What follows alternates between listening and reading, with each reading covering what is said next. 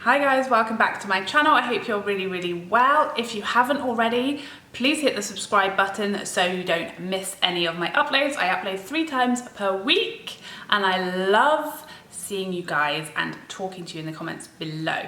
So today I've done a makeup tutorial for you. This is all cream base products, or pretty much all cream. I've used one powder, throughout this whole process. I think that's right. So this is like the perfect makeup if you're spending a lot of time in the sun. There's loads of SPF, there's loads of cream products, very few powders that can show up your lines and wrinkles and your texture and exaggerate all of that stuff. Everything is very skin-like, very natural, very luminous, very smoothing. Everything sits beautifully on more mature skin and is long wearing and looks beautiful in direct sunlight. So if you are like going to a barbecue, going to a picnic, going for a day out in the sunshine, you want to protect your face, you want to look good, you want to be flattered under the sunlight, and you want that makeup to last and not melt directly off your face, keep watching. Okay, so I have like 2 options that I kind of choose between for like my eye area. I really hope you can't hear the birds.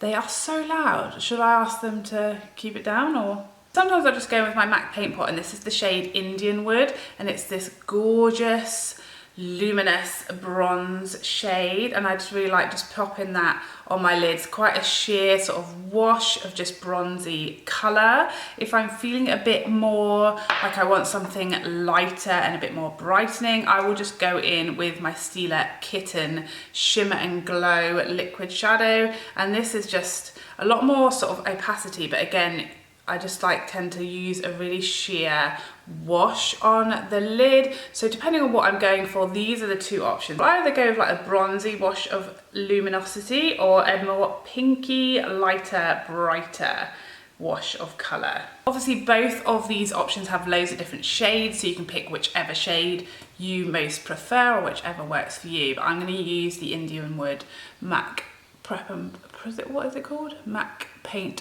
pot, Pro Longwear paint pot, and I'm just literally going to put that on my ring finger and go all over the lid.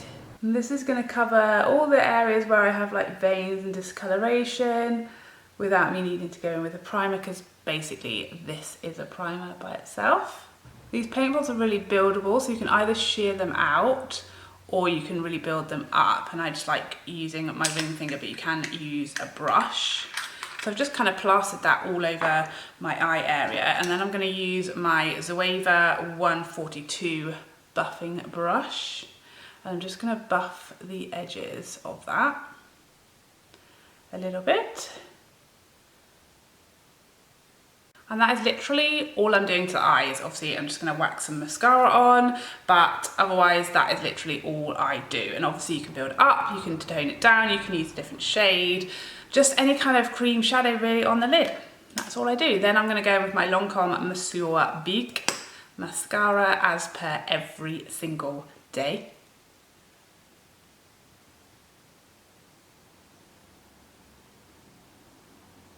Okay, so obviously one of the main concerns when we're in the sun is SPF and protecting our youthful faces. So I always go in with the Benefit Dream Screen. This has 45 SPF in it. It's oil free, but to me it does go quite, it's called a silky matte, and it's sunscreen especially for your face. I find it to be a really good primer, but it does make my skin quite luminous. So I don't know how oily skin folk are gonna feel about this, but worth trying it first. One bottle does last a really long time. So focus this on all the areas I especially want to make sure are protected. So forehead, nose, chin, all the areas that you might usually catch the most sun. I always use a moisturizer with SPF in it first, because I just want to make sure that every ounce of my skin is covered. And obviously you can see now I'm not going too close to my eye area, and I'm not going too close to my eyebrows because I've already done them, but obviously I will have done those with my SPF in my skincare, and then I go in with this, and then my foundation also has an SPF. So between those 3 products, every little scrap of my face should have a decent amount of protection on it. Obviously, if you're going to be out in the sun all day long, then you will need to reapply your sunscreen. For me, I never reapply my facial sunscreen. I know you can get powders with SPF in it, but I just don't really ever sit in the sun with my face in the sun for very long. So this is kind of like if I'm going to a barbecue, or if I was going to like a fair with my kids, or like the village fete. I mean, I don't know in America if you have village fetes, but we love a fete in the UK. So generally that will give me like 2 or 3 hours in the sun. Outside of that, if I'm, you know, going to be in the outside all day, I always wear a hat, or I keep my face completely in the shade. But if you live somewhere very, very hot and you work outside, or you're just outside all day long, obviously this will not protect your face fully for an entire day. You would need to reapply it. Give this a decent amount of time to soak in. It goes a little bit tacky. Eventually it does dry down just to like a soft sort of matte finish. It doesn't feel greasy like a regular sunscreen would. And I've never had any issues with foundations going on top of it. It's a really good product for holiday for that reason.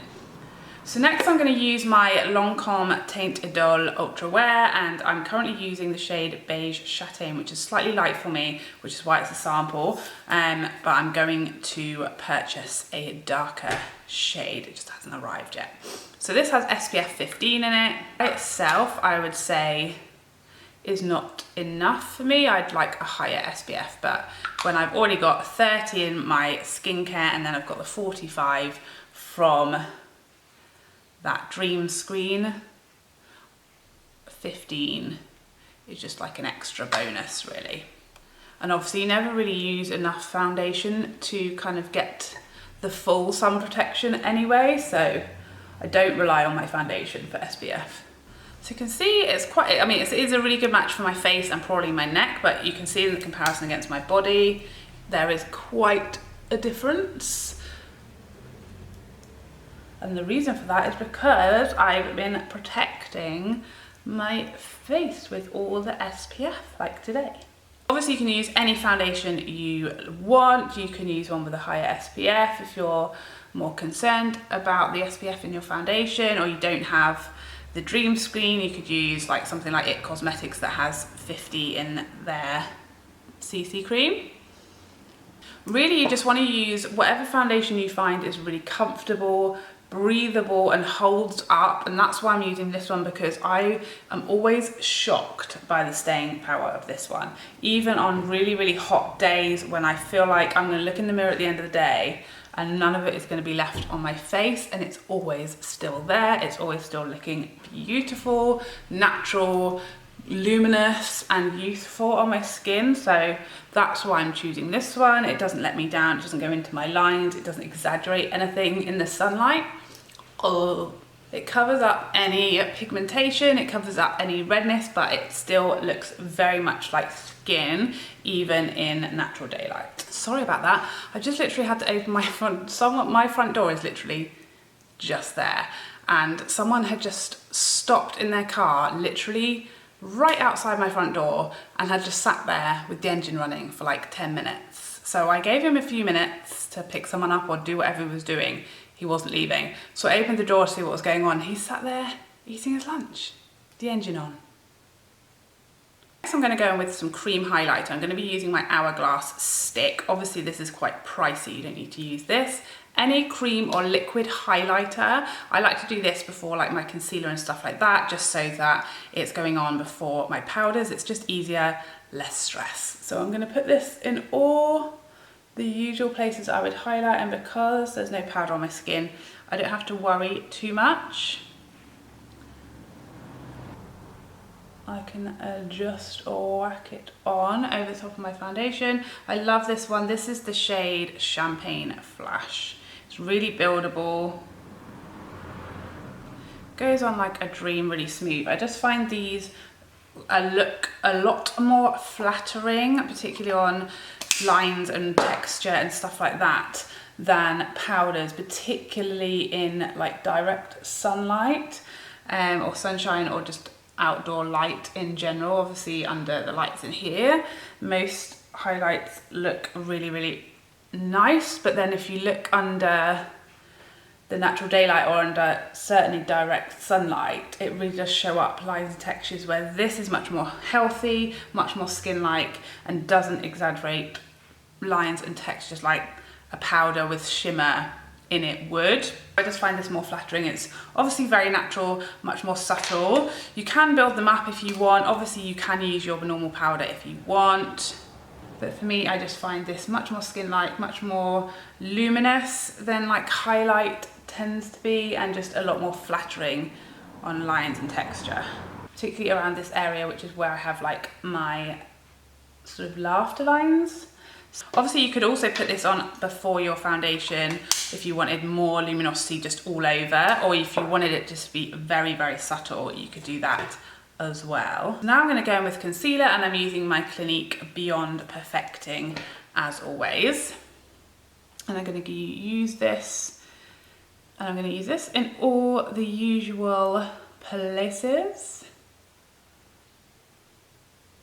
Obviously putting the most where I need it, in the corners of my eye there, which is where I get my most darkness. This concealer blends in so nicely. You don't need to keep working it out so it doesn't blend too far, which can be an issue with thicker concealers. I'm not going to set that straight away because I want to put some more creams on my face, and with that concealer I know that nothing crazy is going to happen while I'm doing that, but some concealers, obviously if you leave it and you don't set it straight away, bad things will happen. So just bear that in mind depending on what concealer you are using. That may or may not be a good idea. Now I'm going to go in with bronzer. This is my Chanel Soleil Tan de Chanel. You guys know that I don't like using this in tutorials because it only comes in one shade. Not everybody can use it, and it is very expensive. We're at the NC40 right now, so if you are like my skin tone or lighter, this will be fine for you. Much darker than that, and it's not going to bronze you enough. I don't think so. But this is what I would always use on a sunny summer day, so I am going to show you it today because otherwise I'd just be lying to you. So I just like to go in with my beauty blender, straight in on the butt end and start bronzing up. So even on my skin, which is obviously not the darkest, but I'm sort of a tan skin tone right now, and this is, you know, just giving me a subtle bronze at this stage. When I'm in my winter skin tone, this would give me a much more bronzed effect, but in my current skin tone, my current shade, and bearing in mind that I'm using foundation that's a bit light for me today. So if I was probably using my shade in that foundation, you can see it's probably not going to work for me. So I don't get to use this in the summer too much, which is sad. Again, because this is a cream, it really soaks into the skin. It doesn't sit on top of the skin. It really keeps that luminosity and life to the skin, no powderiness. Nothing like that. So I'm just going to really lightly set the under eye area now using my Patrick's powder by MAC. I like to start off with the forehead and down the centre because I don't like too much powder under my eyes, especially on like a hot day when I'm trying to use as little powder as possible, but I need a little where that concealer is, just to stop any creasing or moving throughout the day. So I'm going to go back into my MAC Indian Wood paint pot and just take the tiniest amount and just run it under my lower lash line. I don't like to use mascara on my lower lashes when it's really hot because I feel like that's when you get transfer. I do have really long lower lashes, and I am afraid that if I put mascara there, it will transfer, it will smudge, it will move, so I don't. On very hot days, I just use a little bit of this on the lash line, just gives me a bit of definition. Then I'm going to go back in with my Hourglass stick and a little brush. This is the Zoeva 238. I'm just going to pop a little bit of that on the inner corner to give me a little bit of a sort of wider, awake look. and a little bit under the arch of my brow bone. This looks gorgeous there, really pretty, really natural. So now for a step that I know some people are going to find really weird because I have slated this product numerous times. This is the Nars liquid blush. I still have a very much love-hate relationship. Don't get me wrong, I haven't really changed my mind on it. I still really don't think I'll repurchase it, but I have found a way that I can work with it, and also it has changed texture-wise since it's aged. So I've had this for quite a while now, and when I first got it, when I pumped it out, it was like water, and now you can see it doesn't move. It's basically turned into a very thick cream, which has made it way easier to work with. So yeah, I didn't like it at first. It was very watery. It moved my products underneath it. It took my foundation and bronzer off. It's just really thickened up with age, and now it's easier to use. It's still not as easy as you know, a powder blush, but I can now work with it. So I just squeeze a pump on there, and then this is the Zoeva 122 Petite Stippling brush. It's very sort of sparsely haired, and I literally just do that. So I dab it all over and then dab loads of the excess off. You want a tiny, tiny amount, and then with a light hand, I start a little bit higher than where I want the blush to blend to, and I just stipple it gently on, and I really slowly build it up until I'm happy. I definitely, again, I find this product easier now I'm more tanned. I think when I was fairer, it was really easy for it to be too crazy and like quite hard to control. Whereas now the formula is not as wet because it seems to have got a bit thicker as it's got older, and it's easier to just manipulate it this way. But also, yeah, it's just not quite as intimidating because I am a bit darker. Then I just blend everything a little bit more with my sponge just to make sure it's all quite seamless where it all meets. I'm just going to run a little bit of my MAC Studio Chromographic pencil NC15, NC20 underneath on my lower waterline. That's just going to keep me looking nice and awake, and this lasts really nicely as well. So usually I use Fix Plus to settle all my powders in. Today I've barely any powder on my face, but we are going to be in the sun. It is going to be hot, so I want some help making my makeup last. So I'm going to use my Marc Jacobs setting spray. This is the coconut one that everyone and his mother hates, but I like it. You have to shake it really, really well, and then I do a spray over there. The first spray is always dodgy. After that, it's actually very fine and soft, and it smells lovely, and I actually find it very effective. It gives me a really luminous, long-lasting base. Hopefully, I haven't just soaked my camera. Lips, I just like to finish off with something really hydrating, lip balmy with a bit of colour. So I use my MAC Liptensity. These come in all different shades. You can use any shade you like. I like the shade Dough for every day.